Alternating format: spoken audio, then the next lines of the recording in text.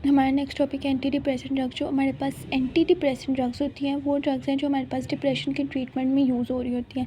सबसे पहले हमने देखना है कि वो ड्रग्स जो डिप्रेशन के ट्रीटमेंट में यूज़ हो रही होती है, उसके बाद हमने देखना है कि हमारे पास डिप्रेशन के सिम्टम्स क्या है। डिप्रेशन के सिम्टम्स हमारे पास यही है कि सोशल विड्रॉल हो जाता है, इमोशनल सिचुएशन होती है, पर्सन बहुत सैड फील करता है, लॉस ऑफ एपेटाइट होती है, लॉस ऑफ हमारे पास वो सोशल इंटरेक्शन होता है, सैडनेस होती है। अब हमने टाइप्स देखनी है। टाइप्स हमारे पास एंटी डिप्रेसेंट ड्रग्स की दो तरह की हैं।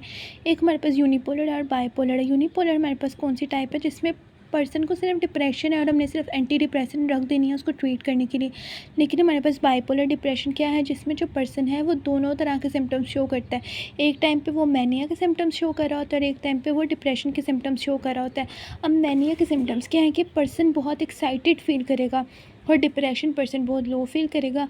तो अगर हम सिर्फ एंटी डिप्रेशन ड्रग्स देते हैं तो जो पर्सन है उसके जो मैनिया के सिम्टम्स हैं वो तो बहुत एक्सट्रीम चले जाएंगे। अगर उसके मैनिया के सिम्टम्स बहुत एक्सट्रीम हो जाएंगे तो पर्सन बहुत लाउड हो जाएगा।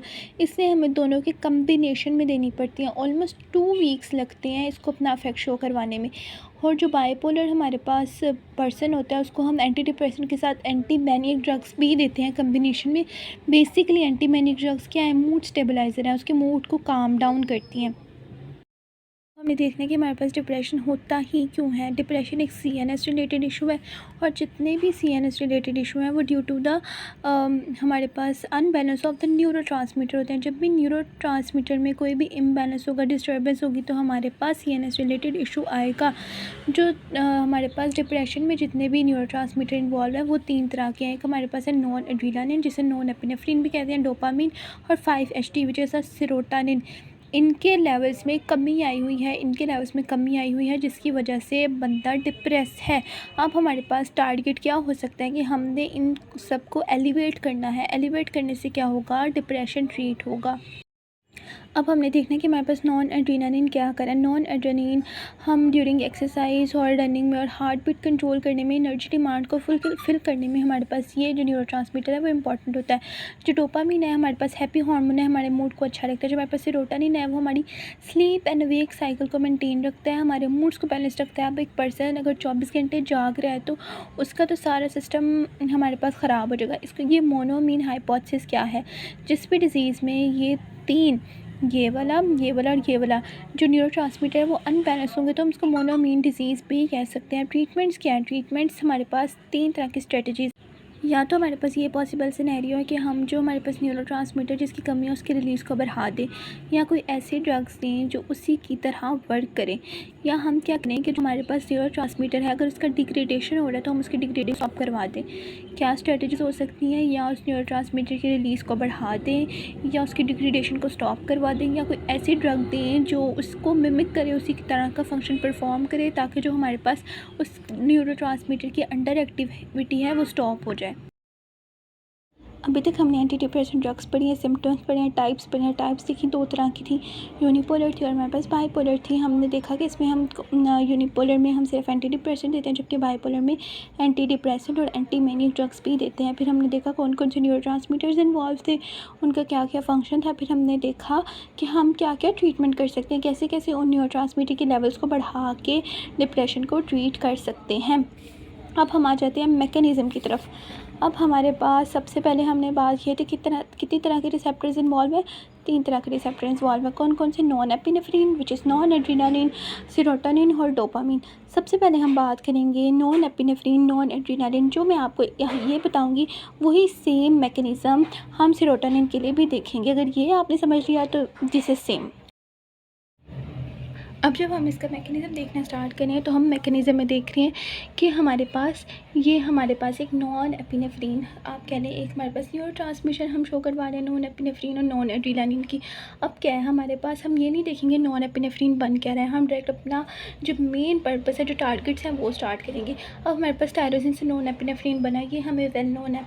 अब ये जो नॉन एपिनेफ्रीन है, नॉन एपिनेफ्रीन ये जो वेसिकल्स हैं, इन वेसिकल्स में आके स्टोर हो गया with the help of monoamine transporters. यहाँ पे आके स्टोर हो गया। अब क्या होता है आपको पता है, एक्शन पोटेंशियल जनरेट होगा। जब हमारे पास एक्शन पोटेंशियल जनरेट होगा तो क्या होगा, सोडियम अंदर आएगा, कैल्शियम अंदर आएगा और हमारे पास पोटेशियम बाहर जाएगा। जब हमारे पास ये काम होगा तो क्या होगा, हमारे पास डीपोलराइजेशन होगी। जब डीपोलराइजेशन होगी तो जो वेसिकल्स हैं वो मेम्ब्रेन के साथ फ्यूज़ करेंगे। जब वेसिकल्स मेम्ब्रेन के साथ फ्यूज़ करेंगे तो क्या होगा, हमारे पास ये जो न्यूरोट्रांसमीटर वेसिकल के अंदर स्टोर है, इसका सिनेप्टिक क्लेफ्ट में रिलीज़ होगा। जब ये सिनेप्टिक क्लेफ्ट में रिलीज़ होंगे, अब इसकी फेट क्या होगी, अब हमने देखना है फेट क्या होगी, मतलब वो क्या क्या काम हमारे पास कर सकते हैं। या तो वो जो यहाँ पे रिसेप्टर्स हैं उनके साथ जाके बाइंड कर ले, bind with the receptor which is the alpha and beta और हम अपना इफेक्ट शो करवाएं। यहाँ क्या होगा, reuptake of norepinephrine by the norepinephrine reuptake transporter in the synaptic cleft. ये हमने देखा norepinephrine reuptake transporter है, जहाँ से जब सिनेप्टिक लेफ्ट में हमारे पास न्यूरोट्रांसमीटर रिलीज़ होगा तो उसमें से कुछ न्यूरोट्रांसमीटर जब अपने रिसेप्टर के साथ बाइंड कर लेगा तो वो वापस चला जाएगा सिनेप्टिक लेफ्ट में स्टोर होने के लिए। लेकिन यहाँ पे मोनोअमीन ऑक्सीडेज प्रेजेंट है जो इसको डिग्रेड कर देगा, सारी को डिग्रेड नहीं करेगा, कुछ को डिग्रेड कर देगा, कुछ इसमें स्टोर हो जाएंगे। एक तो हमारे पास दो फेट हो गई, या तो रिसेप्टर के साथ बाइंड करेगा या तो ये रीअपटेक हो जाएगा। अब हमारे पास जो थर्ड हमारे पास ये है कि हमारे सिनेप्टिक लेफ्ट, अब हमने देखा कि हमारे सिनेप्टिक क्लेफ्ट के साथ हमारे पास गैलियल सेल्स भी प्रेजेंट है। जो न्यूरोट्रांसमीटर सिनेप्टिक क्लेफ्ट में रिलीज़ हुआ था वो इन गैलियल सेल्स में जाके भी बाइंड हो जाएगा। गैलियल सेल्स में बाइंड होगा तो यहाँ पे भी हमारे पास मोनोअमीन ए इंजाइम प्रेजेंट है। वो इंजाइम जो हमारे पास यहाँ पे प्रेजेंट था, मोनोअमीन ऑक्सीडेज ए, वो क्या कर रहा था, हमारे पास न्यूरोट्रांसमीटर को यहाँ पे इनहिबिट कर रहा था, हमारे पास उसको ईट कर रहा था ताकि वो सिनेप्टिक क्लेफ्ट में बाइंड ना हो सके, उसको डिग्रेड कर रहा था। बेसिकली ये भी यहाँ पे गैलियल सेल्स में उसको डिग्रेड कर रहा है। अब हमने देख लिया कि हमारे पास 4 फेट्स हैं। 4 फेट्स मतलब जब हमारे पास न्यूरोट्रांसमीटर रिलीज़ हो गया तो वो क्या क्या काम करेगा। पहला काम तो वो ये करेगा, अपने रिसेप्टर के साथ बाइंड कर लेगा। दूसरा काम ये करेगा, वो रीअपटेक हो जाएगा, रीअपटेक होकर स्टोर हो जाएगा। तीसरा काम वो ये करेगा, गैलियल सेल्स में चला जाएगा, वहाँ पे इसकी डिग्रेडेशन हो जाएगी। और फोर्थ काम ये होगा कि हमारे पास जो यहाँ पे गया था वो भी इसकी हेल्प से डिग्रेड हो जाएगा।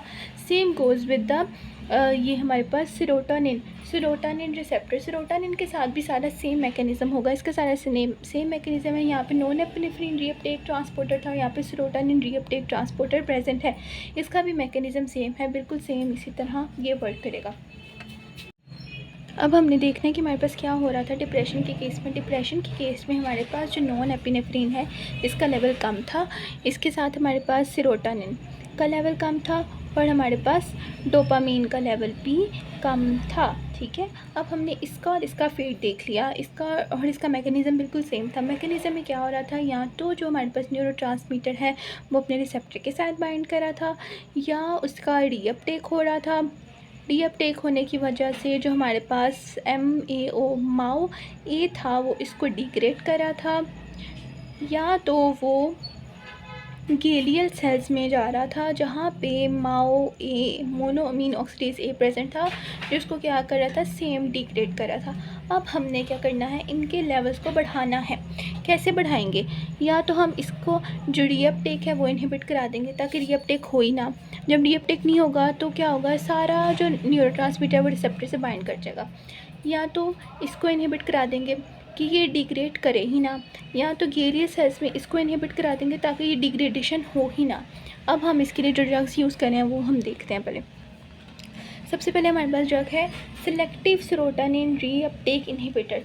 मैंने आपको बताया था कि जैसे कि हमने नॉन एपिनेफ्रीन रीअपटेक इनहिबिटर पढ़ा, वहाँ पे यहाँ पे सेरोटोनिन रीअपटेक हमारे पास रीअपटेक इनहिबिटर भी प्रेजेंट था, जिससे क्या हो रहा था कि जो हमारे पास सेरोटोनिन था वो वापस जा रहा था। ठीक है, वापस जाके यहाँ पे क्या हो रहा था, डिग्रेड हो रहा था विद द हेल्प ऑफ माओ ए। ठीक है, अब हमने क्या करना है, हमने ये ड्रग देनी है। ये ड्रग देने से क्या होगा, हमारे पास ये इनहिबिट हो जाएगा और हमारे पास सारा जो ड्रग है, जो हमारे पास सेरोटोनिन है, वो हमारे रिसेप्टर के साथ ही बाइंड करेगी।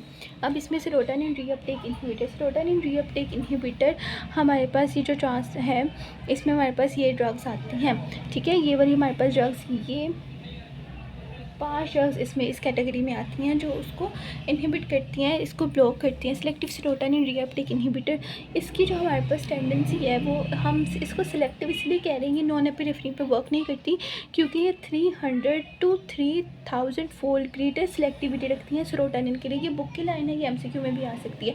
और ये 2 वीक्स ऑलमोस्ट लगाती है अपना सिग्निफिकेंट रिस्पॉन्स प्रोड्यूस करने के लिए।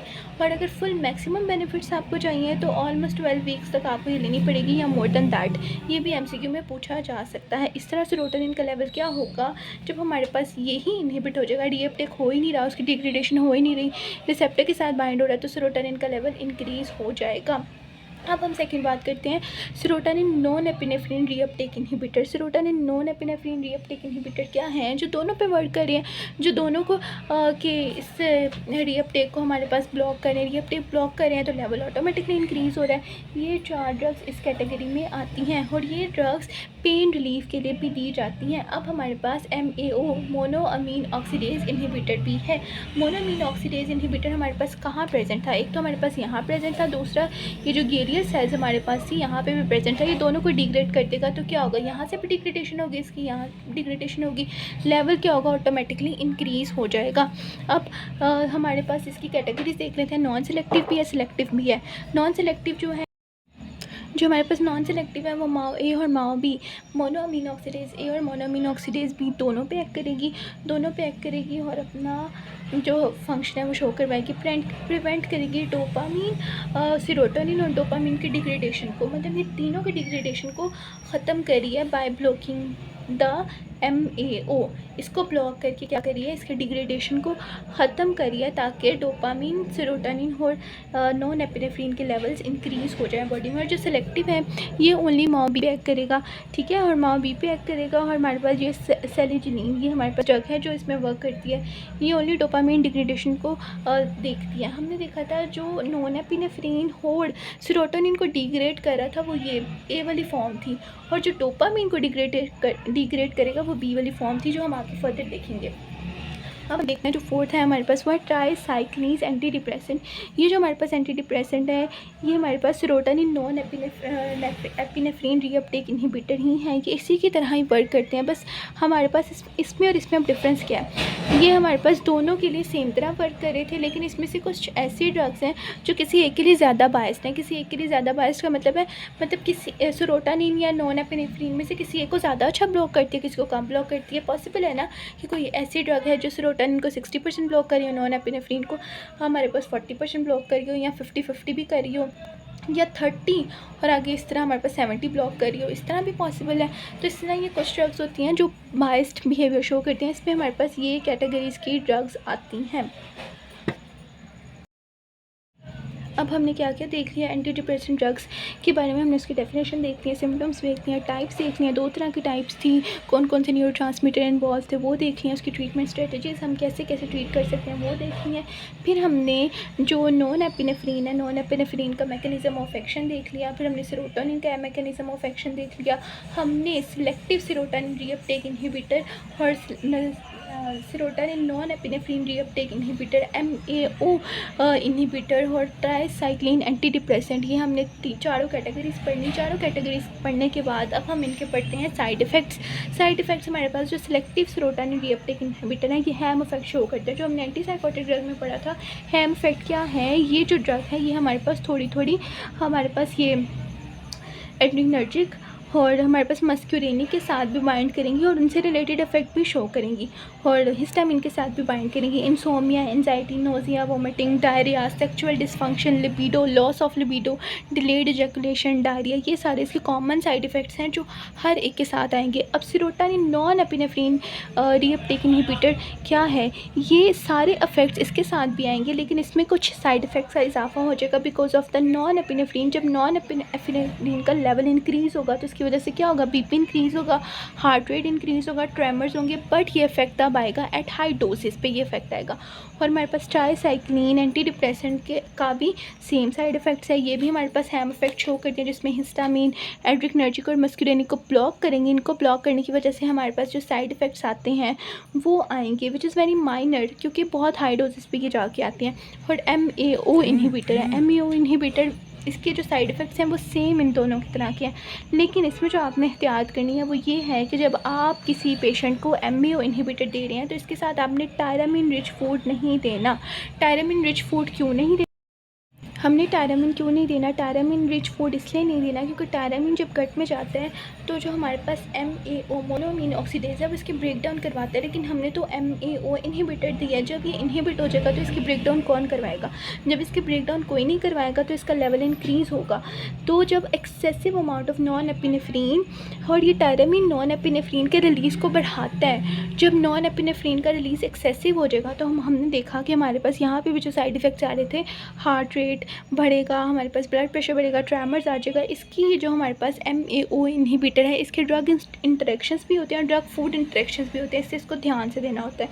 अब हमने साइड इफ़ेक्ट्स भी पढ़ लिए, अब हम जाते हैं जो हमारे पास थर्ड एंड लास्ट हमारे पास न्यूरोट्रांसमीटर था उसकी मैकेनिज्म ऑफ एक्शन की तरफ, which is also same, which is the कि हमारे पास डोपामिन कैसे वर्क कर रहा है। डोपामिन भी इसी तरह हमारे पास ये वेसिकल में स्टोर हुआ, एक्शन पोटेंशियल जनरेट हुआ, ये हमारे पास रिलीज़ हुआ। रिलीज़ होने के बाद अपने रिसेप्टर के साथ बाइंड कर जाएगा या डोपामिन रीअपटेक ट्रांसपोर्टर के थ्रू रीअपटेक हो जाएगा। ठीक है, अब हमने ये देख लिया।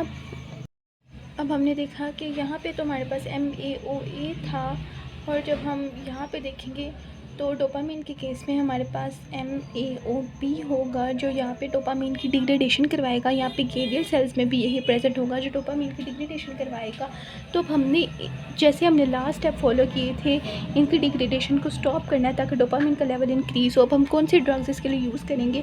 सबसे पहली और मेजर ड्रग जो हम यूज़ करेंगे वो है ब्रोप्रियन। ये क्या करेगी? ब्लॉक द डोपामिन रिसेप्टर, ये डोपामिन को भी ब्लॉक करेगी और नॉन एपिनेफ्रीन ट्रांसपोर्टर के अपटेक को भी ब्लॉक करेगी। डोपामिन ये डैट को और NET दोनों को ब्लॉक करेगी। ब्लॉक करने से क्या होगा? नॉन एपिनेफ्रीन और डोपामिन का दोनों का लेवल इंक्रीज़ होगा।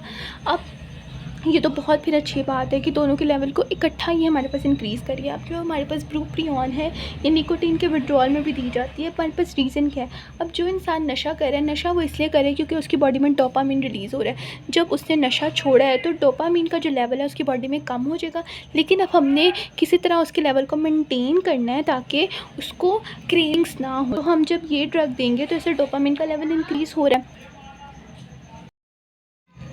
डोपामिन का लेवल हमारे पास इंक्रीज़ हो रहा है, लेकिन because of the increase in the level of the non epinephrine side effect हमारे पास ये आएगा कि वेट लॉस, हार्ट रेट भी हमारे पास वेट लॉस होगा, हार्ट रेट इंक्रीज़ होगा, ब्लड प्रेशर इंक्रीज़ होगा। अब जो हमारे पास सेकंड ड्रग है वो हमारे पास है मिट्राजिपाम। की इनकी डिटेल्स इसलिए पढ़ाई जा रही हैं क्योंकि ये थोड़ी सी ज़्यादा इंपॉर्टेंट है। बाकी साइड ड्रग्स MCQ में पूछी जा सकती हैं, लेकिन इन पे एक शॉर्ट नोट भी पूछा जा सकता है। मिट्राजिपाम ये क्या करती है कि अल्फ़ा-2 रिसेप्टर एंटेगनिस्ट है, और जो हमारे पास अल्फ़ा-2 जो प्री साइनेप्टिकली है जो हमारे यहाँ पे प्रेजेंट होता है इसको ब्लॉक करती है। इसको ब्लॉक करेगा तो रीअपटेक नहीं होगा। इन द डिप्रेस पेशेंट हमने देखा था कि 5-HT2A रिसेप्टर ओवर एक्सप्रेस्ड होता है as compare to the normal patient. ठीक है, अब जब ये हमने देखा है कि मेट्राजिपाम 5-HT2A रिसेप्टर ब्लॉकर है, जब हम इसको ब्लॉक कर देंगे तो 5-HT इसके साथ बाइंड ही नहीं करेगा। जब बाइंड ही नहीं करेगा तो इन्हिबिशन ही नहीं होगी। जब इन्हिबिशन मतलब ये ओवर एक्सप्रेस है ना, इस वजह से हमारे पास डिप्रेशन हो रहा है। ओवर एक्सप्रेस नहीं होगा और हमारे पास इन्हिबिशन भी नहीं हो रही। इन्हिबिशन नहीं हो रही मतलब कि हमारे पास डिप्रेशन कॉज नहीं हो रहा। आप जो पेशेंट है उसका जो मूड है वो बिल्कुल नॉर्मल रहेगा, और एंटी हिस्टैमिक इफेक्ट भी है इसका। सिडेशन, कॉन्स्टिपेशन इसके साइड इफ़ेक्ट्स हैं। फिर हमारे पास जो थर्ड ड्रग्स है वो है ट्राज़ोडोन। ये हमारे पास सेरोटोनिन को भी ब्लॉक करती है, 5-HT2A रिसेप्टर को भी ब्लॉक करती है, हमारे पास अल्फ़ा रिसेप्टर को भी ब्लॉक करती है, हमारे हिस्टैमिक ब्लॉकर भी है। और ये जो रिमेनिंग ड्रग्स हैं वो इस कैटेगरीज में आती हैं। अब हमने सबसे पहले क्या पढ़ा?